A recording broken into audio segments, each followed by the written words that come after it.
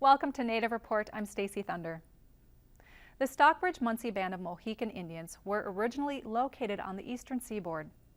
But over the years, they were pushed from their homelands and forced to uproot and move many times to their present home in east central Wisconsin. Their story is one of community and resiliency.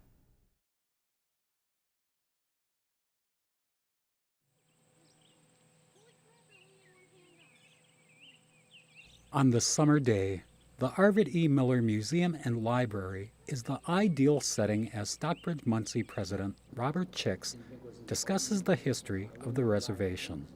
The tribe is known by various names over various periods of time, but we are Mohicans. We are, I guess, legally called the Stockbridge-Munsee Band of Mohican Indians, but we are the Mohicans, which, not to be confused with the Mohicans from Connecticut. If you think about the present-day capital of New York is Albany. Well, Albany was also the traditional historical capital of the Mohican Nation. And by reference, when Henry Hudson, like in 1609, came up what is now called the Hudson River, it was the Mohicans he met right in the Albany area. So that was where our ancestors said they hung the fireplace, the center of the nation. Those ancestral lands were lost as the Europeans encroached ever more into native territories. And after being forced to move several times, the band were settled near Lake Winnebago. But the state and federal governments had other ideas. Apparently, the state wanted that land, and they were going to try to move us then further west to Minnesota. And a few of our leaders back then went to Minnesota, came back and said, no, you've been promising us this and promising this, and we don't want to go there, but we want a permanent home like we've been promised. So in 1856, through a treaty between the United States and the Menominee Nation, they ceded, an area that's roughly 2 townships to the federal government, who in turn then signed a treaty with us. And so in 1856, the reservation here was officially established. This is a representation of Stockbridge-Munsee community. This is our reservation boundaries. It is the full 2 townships. We're located in Shawano County in the 2 townships of Bartlemy and Red Springs. We have been very aggressive over the past 2 decades here, 20 years, reacquiring lands within our boundaries. It's the only way we can get back the lands that we had lost. We have to buy them back. And the primary focus for the reacquisition of these lands in the northern tier is forestry and forestry related. We need to have income. We want to maintain the northern half as forest. There's no more housing will be made available in the northern tier than what was already there. It's designated, for wilderness, forest protection, so on and so forth. And then housing development and any business development will be down in the southern half where it's less forested.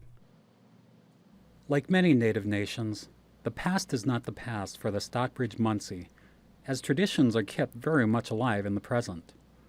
One is the honoring of their nation's veterans. I believe that our tribal members have fought in every war since the Revolutionary War on the side of the United States. And I think it's fairly well established and maybe not well known that as a percentage of the population, American Indians tend to have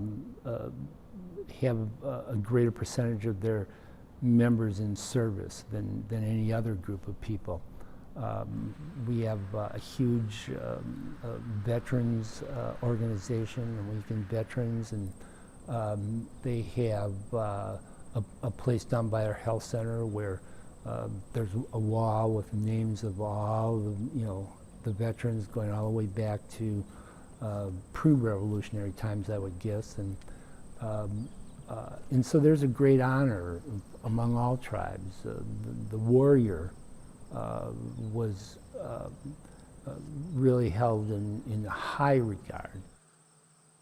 About 2 years ago, since this is the anniversary of the Civil War, a woman in Shawano, which is a town close by, put an article in the paper and listed a lot of names of Civil War soldiers, and my great-great-grandfather was on that list. And so I called her up, and I was very surprised. I didn't know he was in the Civil War. And then I found out his brother was also in the Civil War. So she gave me some information. They had a ceremony in the cemetery in Shawano to rededicate some of the headstones that were missing. And there were 80 soldiers that were rededicated. Of all those soldiers, I believe there must have been, I knew my great-great-grandfather and his brother were there, but on some of the names you could see there were Menominees and there were other tribal people there. I did articles in the paper to find information from our tribal membership, and I came up with 58 Stockbridge-Munsee men who were in the Civil War, and 5 Brothertown Indians who were married to Stockbridge women.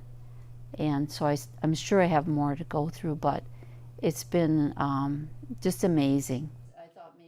President Chicks, and by extension the Tribal Council, is committed to ensuring there are opportunities for the enrolled membership of the Stockbridge-Munsee Band. I'm very humbled by it always, and to think that your tribal members are in effect investing all of their history in the members who serve on the tribal council is a very humbling thought.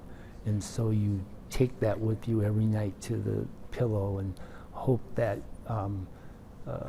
you're always doing the best to make sure that the next generation is here and the generation after that, and still making sure that there are the basics for the safety and welfare of your current tribal members. And it's a big challenge. There is a symbol called the Many Trails, and it was designed by one of our tribal members, Edwin Martin, a number of years ago. And it symbolizes the many sort of kind of directions and trails it took for us to get here. And you can see different things in looking at that symbol. Certainly you'd be able to see the struggle and the difficulties, but you'd also see the recognition of Christianity. And there are a number of churches on our reservation, but there's also the resurgence of the Native culture, and there's no reason that anywhere that there can't be coexistence. And so it takes some time. For a cultural group to kind of go through that metamorphosis and remember the strength and the wonder of what it means to be a Mohican person.